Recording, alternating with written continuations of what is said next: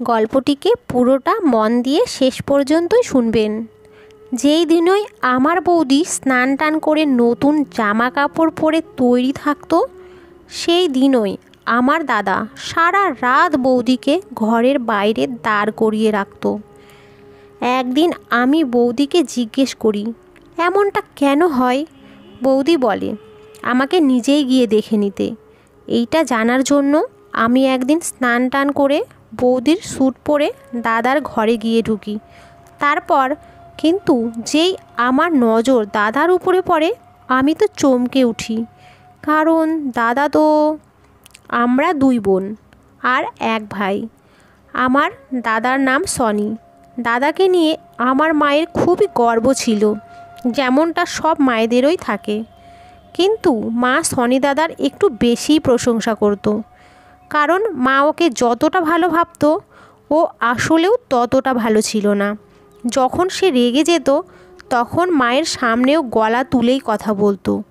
আমাকে পড়াশোনা করতে বারণ করে দিয়েছিল, কিন্তু মা বলে মাধ্যমিকের পর আমি বাড়িতে বসে থাকলে লোকে অনেক কথা বলবে। গ্রামের লোকেরা দাদাকে অনেক সম্মান করত আর ভয়ও পেত। একবার কিছু গ্রামের ছেলে একটা মেয়ের সাথে অসভ্যতা করেছিল, আর তখন দাদা সেই ছেলেগুলোকে খুব মেরেছিল। তারপর থেকেই দাদা গ্রামে একজন সম্মানীয় ব্যক্তি হয়ে উঠেছিল। কিন্তু আস্তে আস্তে যখন দাদার রোজগার বাড়ে, তারও কিছু বদ অভ্যাস তৈরি হয়ে যায়। সে সিগারেট খেতে শুরু করে আর মদও খেয়ে দেরি করে বাড়ি ফেরে। এছাড়াও দাদা আর কি কি খারাপ কাজ করতো তা আমরা জানতাম না। তখন মায়ের মনে হলো যে দাদার একটা বিয়ে দিলে দাদা শুধরে যাবে, বাড়িতে একটা বউও আসবে, আর সে তাকে আর এইসব কাজ করতে দেবে না, তার দায়িত্বও বাড়বে আর সংসারে মনও বসবে। কিন্তু মায়ের এই ভাবনাটা ভুল ছিল। যাকে বাড়ির বউ করে আনা হবে সে কোনো ডাক্তার নয় যে দাদাকে ঠিক করে ফেলবে। আর বিয়েটা কোনো চিকিৎসার পদ্ধতিও নয়। বিয়েটা একটা দায়িত্ব, আর সেটা সেই নিতে পারে যার এটা নেবার যোগ্যতা আছে।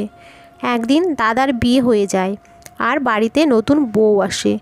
বিয়ের পরে পরে দাদার মধ্যে একটু হলেও বদল দেখা যায়, কিন্তু তারপরেই একটা অদ্ভুত ঘটনা ঘটতে শুরু করে, যেটা আমাকে খুব ভাবায়। এমনিতে বৌদি আমাদের সাথে খুব কমই কথা বলতো, সব সময় উদাস থাকতো।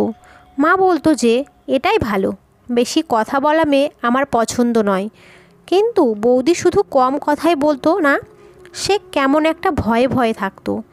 আমি মাকে বলি যে বৌদির হয়তো এই বাড়িতে কোনো অসুবিধে হচ্ছে। দাদা কি বৌদির সাথে খুব ঝগড়া করে?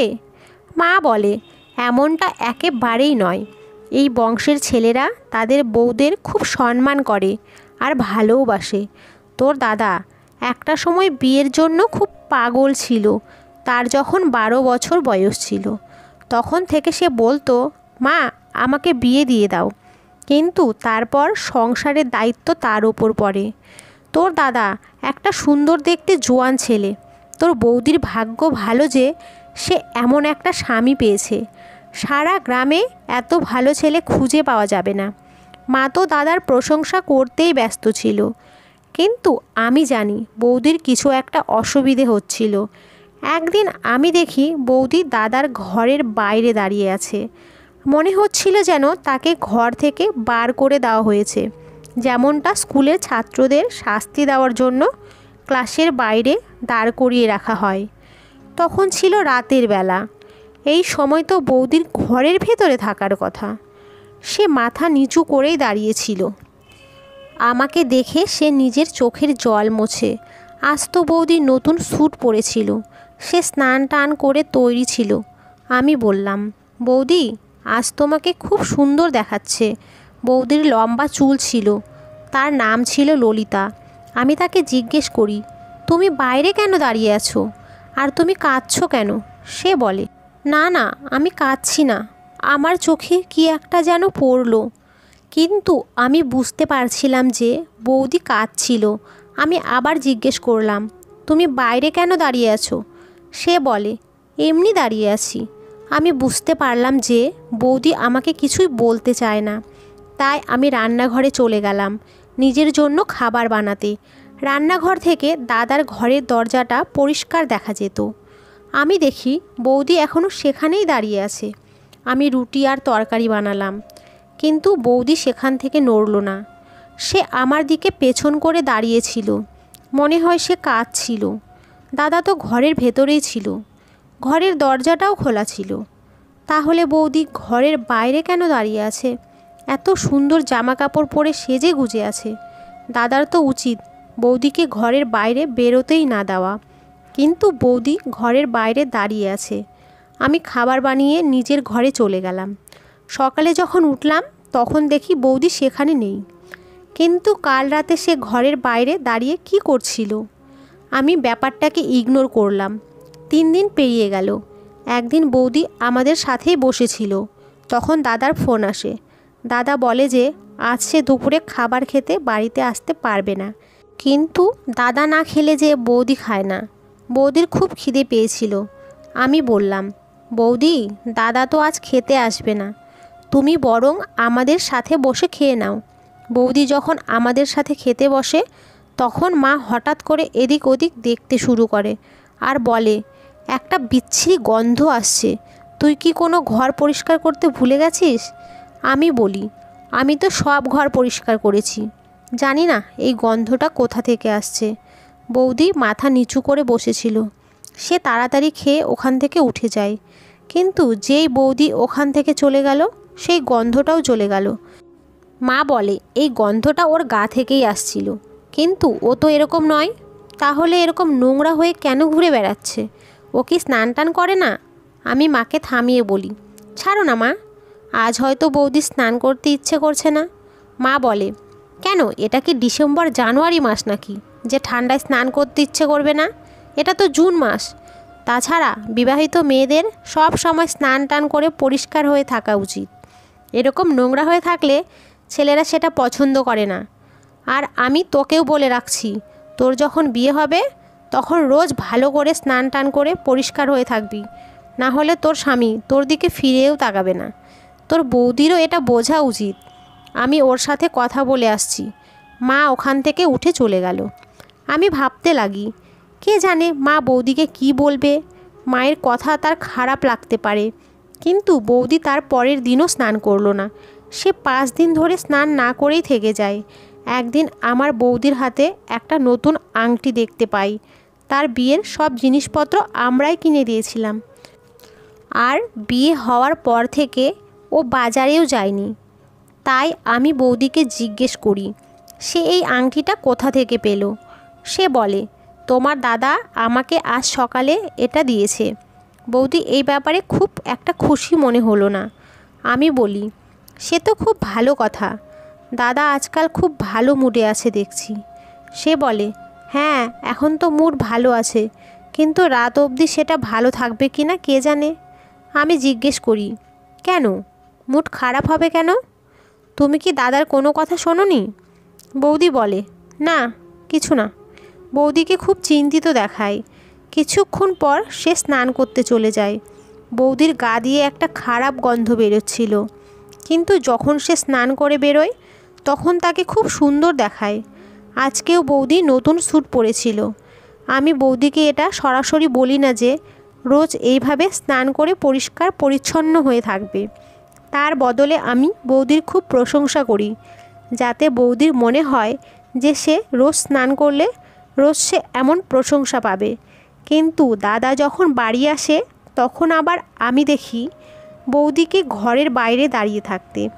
আজ সে খুব জোরে জোরে কাঁদছিল। আমি জিজ্ঞেস করি, বৌদি কি হয়েছে? সে আমাকে ইশারায় চুপ করতে বলে, যাতে দাদা কিছু শুনতে না পায়। আমি আস্তে আস্তে জিজ্ঞেস করি, তোমার কি হয়েছে? আর তুমি ঘরের বাইরে কেন দাঁড়িয়ে আছো? বৌদি বলে, তুমি একদিন জানতে পারবে আমি কেন এখানে দাঁড়িয়ে আছি। এই বলে সে আরও কাঁদতে শুরু করে। আমি বৌদির হাত ধরে তাকে ওখান থেকে সরিয়ে নিয়ে একটু দূরে নিয়ে এসে জিজ্ঞেস করি, কি হয়েছে? আমাকে সব খুলে বলো। বৌদি বলে, তুমি জানো তোমার দাদা মদ খায়? আমি বলি, হ্যাঁ আমি জানি, কিন্তু মা বলেছিল যে বিয়ের পর দাদা এসব ছেড়ে দেবে। বৌদি বলে, কে বলেছে? ও সব কিছু ছেড়ে দেবে? ও এখনও মদ খায়। আমি বলি, সে তো বুঝলাম যে দাদা এখনও মদ খায়, কিন্তু তার সাথে তোমার ঘরের বাইরে দাঁড়িয়ে থাকার কি সম্পর্ক? বৌদি বলে, আমি জানি না, আমি কিচ্ছু জানি না, আমাকে ছেড়ে দাও, আমাকে ওইখানেই দাঁড়িয়ে থাকতে দাও। আমি কিছুই বুঝলাম না। কিছুদিন পর বৌদি আবার স্নান করা বন্ধ করে দেয়, আবার ওর গা থেকে একটা দুর্গন্ধ বেরোতে থাকে। এই গরমের সময়ও যদি কেউ 4-5 দিন স্নান না করে থাকে, তাহলে তার গা দিয়ে তো গন্ধ বেরোবেই। বৌদি যখন মায়ের কাছে এসে বসতো, তখন মা নাক চাপা দিত। আমি মাকে ইশারা করলাম কিছু না বলতে, কিন্তু মা বলতে থাকে, ওর স্নান করতে কি অসুবিধা হয়? আমি বুঝতে পারি না, ওর মা কি ওকে কিছুই শিখিয়ে পাঠায়নি? কিন্তু বৌদিকে খুবই চিন্তিত, উদাস আর লজ্জিত দেখাচ্ছিল।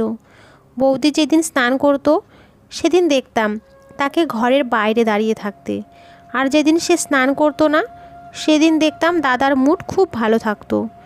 সে বৌদির জন্য গিফটও নিয়ে আসতো, মাঝে মাঝে তার জন্য বিরিয়ানিও আনতো, কারণ বাড়িতে ডাল রান্না হতো, আর বৌদি বলতো তার ডাল খেতে ভালো লাগে না। বৌদির এত আবদার দাদা মেনে নিত। কিন্তু এমনটা কেন হতো যে যেই দিনই বৌদি স্নান করে নতুন জামা পরে থাকতো, সেই দিনই দাদা তাকে ঘরের বাইরে বার করে দিত? এসবের মানে কি? মা তো বলতো যে ছেলেদের পরিষ্কার পরিচ্ছন্ন মেয়ে ভালো লাগে, যার গা দিয়ে ভালো গন্ধ আসে, যে ভালো করে চুল বাঁধে। বৌদি যেই দিনই নতুন জামা পরে, সেদিন তাকে খুব ভালো দেখায়। বৌদিকে খুব সুন্দর দেখতে, তার গায়ের রং খুব ফর্সা, তাকে সব রঙের জামা পরলেই ভালো লাগে। কিন্তু এমনটা কেন যে যেই দিনই বৌদিকে বেশি সুন্দর দেখায়, সেই দিনই দাদা বৌদির সাথে ঝগড়া করে আর তাকে ঘর থেকে বার করে দেয়? আর যেদিন বৌদির গা দিয়ে খারাপ গন্ধ বেরোয়, সেই দিন দাদা তার সব বায়না মেনে নেয়, তার জন্য গিফটও নিয়ে আসে। এবার আমাকে কিছু একটা করতেই হবে। এসব কি হচ্ছে? দাদার এ কেমন রুচি? একদিন আমি বৌদির জোর করে জিজ্ঞেস করলাম, এসবের মানে কি? বৌদি বলে, একদিন তুমি নিজেই সব কিছু জানতে পারবে। আর একদিন আমি সব সত্যিটা জানার সুযোগও পেয়ে গেলাম। একদিন বৌদি হঠাৎ তার বাপের বাড়ি চলে যায়, আর তার বাপের বাড়ি থেকে ফোন এসেছিল যে তার মা খুব অসুস্থ। আমার মাও বাড়িতে ছিল না, তার এক বন্ধুর বাড়িতে গিয়েছিল। বৌদি আমাকে বলে গেছিল যে তোমার দাদা ফোন তুলছে না, সে যখন বাড়ি আসবে তখন তাকে বলে দিও যে আমার মায়ের শরীরটা খারাপ, তাই আমি বাপের বাড়িতে গিয়েছি, না হলে তোমার দাদা আমাকে খুব বকা দেবে। আমি জিজ্ঞেস করলাম, দাদা বকা কেন দেবে? তুমি কি তোমার বাপের বাড়িতে যেতে পারো না? সে বলে, না বলে যাওয়াটা ঠিক নয়। আমি বলি, তুমি চিন্তা করো না, আমি আছি তো, আমি বলে দেব, তুমি নিশ্চিন্তে তোমার মায়ের কাছে যাও। বৌদি তাড়াহুড়োতে নিজের ফোনটাও বাড়িতে ফেলে চলে যায়। বৌদি চলে যাওয়ার পর আমার মাথায় একটা আইডিয়া আসে। আমি ঠিক করে ফেলি আমাকে কি করতে হবে। দাদা বাড়ি ফিরে এসে সোজা নিজের ঘরে চলে যায়। দাদা ঘরের সামনে একটা পর্দা লাগানো আছে, তার নতুন বিয়ে হয়েছে, তাই মা বলেছে যে দরজাটা খোলা থাকলেও পর্দাটা যেন সরানো থাকে। এই গরমের সময় দাদা দরজা বন্ধ করতো না, তাই পর্দাটা সরিয়ে রাখতো, কারণ মা বলতো যে বাড়িতে তোর ছোট একটা বোন আছে, ঘরের ভেতর কি হচ্ছে সেটা তার দেখা উচিত নয়। দাদা ঘর থেকে চেঁচিয়ে বলে, আমার জন্য 1 গ্লাস জল নিয়ে এসো। আমি চটপট স্নান টান করে বৌদির একটা জামা পরে দাদার ঘরের বাইরে গিয়ে দাঁড়াই, এমনভাবে দাঁড়াই যাতে পর্দার ওপার থেকে দাদা শুধু আমার পাটা দেখতে পায়। আমি বৌদির একটা চটি পরেও নিয়েছিলাম, আমিও বৌদির মতনই সুন্দর দেখতে ছিলাম। আমার গায়ের রং বৌদির মতোই ফর্সা ছিল। আমি যখন ঘরের বাইরে এসে দাঁড়াই, তখন দাদা ভেতর থেকে দেখতে পায় যে আমি বাইরে দাঁড়িয়ে আছি। তারপর আমার দাদা কিছু অদ্ভুত অদ্ভুত কথা বলতে শুরু করে। প্রথমে আমি কিছুই বুঝতে পারছিলাম না, কিন্তু যখন আমি বুঝতে পারলাম, তখন আমার পায়ের তলা থেকে মাটি সরে গেল। দাদা বলে, আচ্ছা তুই আবার স্নান করেছিস? তুই নিজেকে খুব সুন্দরী মনে করিস তাই না? তুই কি ভাবিস স্নান না করলে তোর সারা গায়ে ময়লা জমে যাবে? তোর গায়ের রং কালো হয়ে যাবে, তাই তুই রোজ স্নান করে আসিস, তাই না? তারপর আমার পায়ের দিকে কিছু একটা ছুঁড়ে মারে। এখন ভূতের মতন দাঁড়িয়ে আছিস কেন? আমি আসার আগে তুই স্নান করেছিস আর তারপরে এখানে এসে দাঁড়িয়েছিস, তার মানে তোর অপমানিত হতে খুবই ভালো লাগে। আমি দেখছি এখন আর তোকে মুখে বললে চলবে না, আমাকে হাত চালাতে হবে দেখছি, কারণ তোর সব অপমান সয়ে গেছে। আমি যখন বারবার বলেছি যে আমার পরিষ্কার পরিচ্ছন্ন মেয়ে পছন্দ নয়, তখন বারবার কেন স্নান করিস তুই? দাদা খুব বাজেভাবে চিৎকার করছিল। আমি তখন বুঝতে পারছিলাম বৌদি কেন দাদাকে এত ভয় পেত। আজ আমি বুঝতে পারি যে বৌদি কেন স্নান করতো না, কারণ স্নান করলেই দাদা তার উপর এইভাবেই চেঁচাতো। কিন্তু আমি এটা বুঝতে পারছিলাম না যে দাদা এমনটা কেন করতো। দাদা অনেক কথা বলতে থাকে, বলে, তোকে আমি স্নান করতে বারণ করেছিলাম না, তাও তুই স্নান করেছিস? তোর কি আমাকে রাগাতে ভালো লাগে? তারপর দাদা গালিগালাজ করতে শুরু করে। এবার আমার ধৈর্যের সীমা পেরিয়ে যায়। আমি পর্দাটা সরিয়ে ভেতরে ঢুকে পড়ি। দাদা আমাকে দেখে চমকে যায়, আর আমিও দাদাকে দেখে অবাক হয়ে যাই, কারণ দাদা বিছানায় বসে কি একটা খাচ্ছিল। সেই খাবার থেকে একটা খারাপ গন্ধ আসছিল। দাদা বলে, তুই এখানে তোর বৌদির জামা কাপড় পরে কী করছিস? তোর বৌদি কোথায়? আমি বলি, তুমি এসব কি খাচ্ছ? এইসব খাবার শরীরের পক্ষে ভালো নয়, এসব খেও না। তখন দাদা মাথা নিচু করে বলে, এর মানে তুই সব কথা শুনে ফেলেছিস? আমি বলি, হ্যাঁ, আমি সব কথা শুনে ফেলেছি। এবার তুমি আমাকে বলো এসবের মানে কি? তুমি বৌদির সাথে এরকম ব্যবহার কেন করো?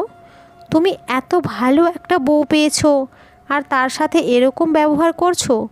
আর তুমি এখানে বসে এসব আজে বাজে খাবার কেন খাচ্ছ? বাড়িতে তো অনেক ভালো খাবার রান্না হয়েছে। বৌদি তার বাপের বাড়িতে গেছে, তার মায়ের খুব শরীর খারাপ, সে আমাকে বলে গেছে তোমাকে জানিয়ে দিতে। কিন্তু এতদিনে বাড়িতে যা যা হচ্ছিল তা আমায় খুব চিন্তায় ফেলে দিয়েছিল। তাই আমি জানতে চেয়েছিলাম যে তুমি বৌদির উপর কেন এত রেগে যেতে। তারপর দাদা আমাকে সব কথা বলে। আমি শুনে তো অবাক হয়ে যাই। সে বলে, অনেক বছর আগেকার কথা, তখন আমরা খুব গরিব ছিলাম। তোর বয়স তখন 3 বছর, তাই তোর সেই সব দিনের কথা হয়তো মনে নেই। আমরা এত গরিব ছিলাম যে আমরা খেতেও পেতাম না, বাড়িতে একটা টাকাও থাকতো না। আমি লোকের বাড়িতে ঝাড়ু মোছা করে এক টাকা করে জমিয়ে 8 থেকে 10 টাকার মধ্যে সবজি কিনে আনতাম। তারপর আমরা 3 জনে খেতে পেতাম। তারপর আমি অনেক চেষ্টা করেও কোনো কাজ জোগাড় করতে পারলাম না। আমি দেখতে শুনতে তো ভালো ছিলাম, কিন্তু আমি কোনো কাজ জানতাম না। আমি লেখাপড়াও করিনি, আমার কোনো ডিগ্রিও ছিল না। আমি বুঝতে পারছিলাম না আমি কি করব। তারপর বাবা এই পৃথিবী ছেড়ে চলে যায়। তখন আমি একটা পণ্ডিতের সাথে দেখা করি। সে আমাকে বলে যে একটা উপায় আছে, যেটা করলে আমার কোনো দিনও টাকা পয়সার অভাব হবে না। সে আমাকে বলে, তোকে স্নান করা ছেড়ে দিতে হবে, সব সময় নোংরা হয়ে থাকতে হবে, খারাপ খাবার খেতে হবে, কোনো ভালো কাজ করা চলবে না। কাল যখন তোর বিয়ে হবে তখন তোর বউকেও বলবি সে যেন নোংরা হয়ে থাকে। সে যদি স্নান করে তাহলে তোর সব টাকা পয়সা শেষ হয়ে যাবে।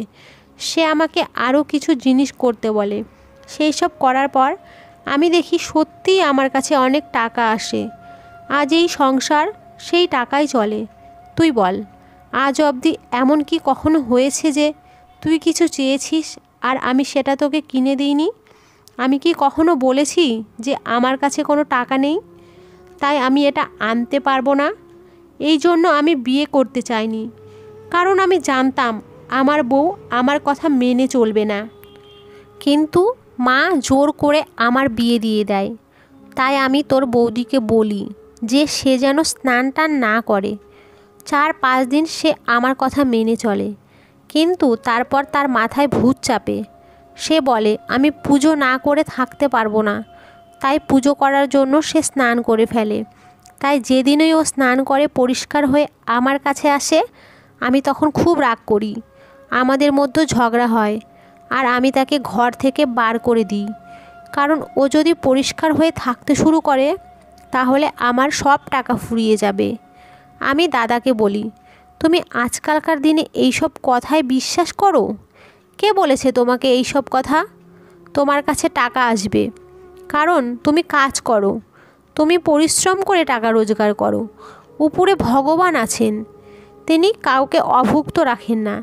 যে খাটে ভগবান তাকেই সাহায্য করে। তুমি যেটা করছো সেটা ঠিক নয়, এর ফল তোমাকে ভোগ করতে হবে। তোমার কাছে যা আছে সেটাও আর থাকবে না। তুমি এইসব করা বন্ধ করো দাদা, আর এইসব খাবার খেতে হবে না। আমি খাবারটা তুলে ডাস্টবিনে ফেলে দিই। তারপর দাদাকে অনেক বোঝাই। দাদা বলে, আবার যদি আমাদের সেই দরিদ্র অবস্থা ফিরে আসে তাহলে তোকে আর তোর বৌদিকে কে দেখবে? তোর বৌদি মা হতে চলেছে।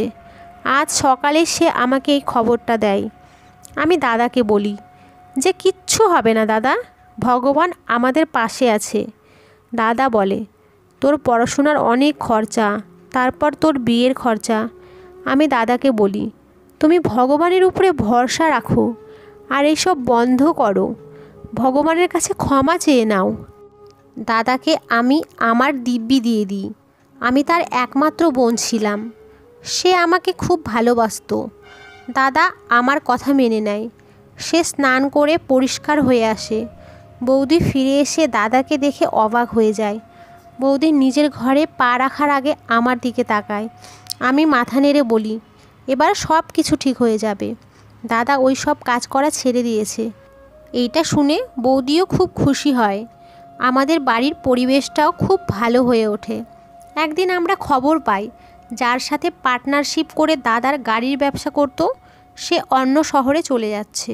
সে একটা ভালো চাকরি পেয়েছে আর সে চায় এবার থেকে পুরো ব্যবসাটা দাদা একাই সামলাক। দাদা এই ব্যবসার একমাত্র মালিক হয়ে ওঠে। সেই লোকটার কাছে এমনিতেই অনেক টাকা পয়সা ছিল, তাই এই ব্যবসাটা সেরে সে পুরোপুরিভাবে দাদার হাতেই ছেড়ে দেয়। এর কোনো প্রফিটের শেয়ারও সে নেবে না বলেই দেয়। তার মানে এবার থেকে এই ব্যবসার পুরো প্রফিটটাই আমাদের। দাদা স্বীকার করে যে সে খুব ভুল করেছিল। মানুষ পরিশ্রম করলে ভগবান তাকে অবশ্যই সাহায্য করে। পরিশ্রমের ফল মানুষ একদিন ঠিকই পায়। আজকাল দাদা খুব পরিষ্কার পরিচ্ছন্ন হয়ে থাকে। আমার ভালো লাগে দেখে যে দাদা নিজের ভুলটা বুঝতে পেরেছে। আমাদের বাড়িতে বেশ ভালো টাকা আসতে থাকে। বৌদিও সুখবরটা সবাইকে জানিয়ে দেয়। সব কিছু ঠিক হয়ে যায়। কিন্তু আমি এখনও ভাবি যে কে দাদাকে এসব ভুল বুঝিয়েছিল। যে দাদাকে এই সব কথা বলেছিল সে মোটেই ভালো মানুষ নয়। বিপদে পড়লে মানুষ এসব ভুল পরামর্শ মেনে নেয়, কিন্তু তাতে কোনো লাভ হয় না। দাদার কাছে যেই টাকা আসছিল সেটা তার পরিশ্রমের ফল ছিল। আজকাল দাদাও বলে যে আমি ঠিক সময় তার চোখ খুলে দিয়েছি। ভগবানের কৃপায় এখন আমাদের বাড়ির অবস্থা খুব ভালো। কিন্তু আপনাদেরকে বলে রাখি যে কখনো নিজের উপর থেকে আস্থা হারিয়ে ফেলবেন না, কারণ ভগবান ছাড়া কেউ আপনাকে কিছুই দিতে পারবে না। গল্পটি কেমন লাগলো কমেন্ট করে জানাবেন প্লিজ। আর পরবর্তী গল্পের জন্য চ্যানেলটিকে সাবস্ক্রাইব করুন এবং পাশে থাকা বেল আইকনটিতে ক্লিক করে রাখুন। ধন্যবাদ সবাইকে।